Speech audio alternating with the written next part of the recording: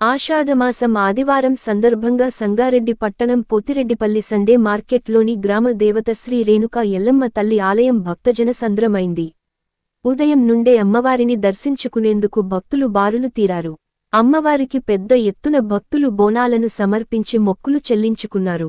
ముందుగా ఆలయ నిర్వాహకులు కోనపురం ఆంజనేయులు గౌడ్ ఆధ్వర్యంలో అమ్మవారి మూలమూర్తికి పంచామృతాలు, పలురకాల పరిమళ భరిత ద్రవ్యాలు, పవిత్ర జలాలతో అభిషేకాలను నిర్వహించారు. పట్టు వస్త్రాలు, ఎన్నో రకాల సుగంధ సోయగ పుష్పాలు, సౌభాగ్య ద్రవ్యాలతో సర్వాలంకార భరితంగా అలంకరించారు. జాతర పూజలను భక్తి శ్రద్ధలతో నిర్వహించి నైవేద్య నివేదన చేసి కర్పూర హారతులతో మంగళ నీరాజనాలను సమర్పించారు. పెద్ద సంఖ్యలో భక్తులు తరలివచ్చే అమ్మవారికి బోనాలను సమర్పించి పరమాన్నం, ఆకుకూరలు, పెరుగు, పచ్చి పులుసుతో పాటు నూనె పోలలను నైవేద్య నివేదన చేశారు. నూతన వస్త్రాలు, సౌభాగ్య ద్రవ్యాలు, ఒడి బియ్యాన్ని సమర్పించి శ్రీ రేణుకా ఎల్లమ్మ తల్లికి మొక్కులు చెల్లించుకున్నారు. పోతిరెడ్డిపల్లి నుండే కాక పరిసర గ్రామాల నుండి పెద్ద సంఖ్యలో భక్తులు తరలివచ్చి అమ్మవారిని దర్శించుకున్నారు.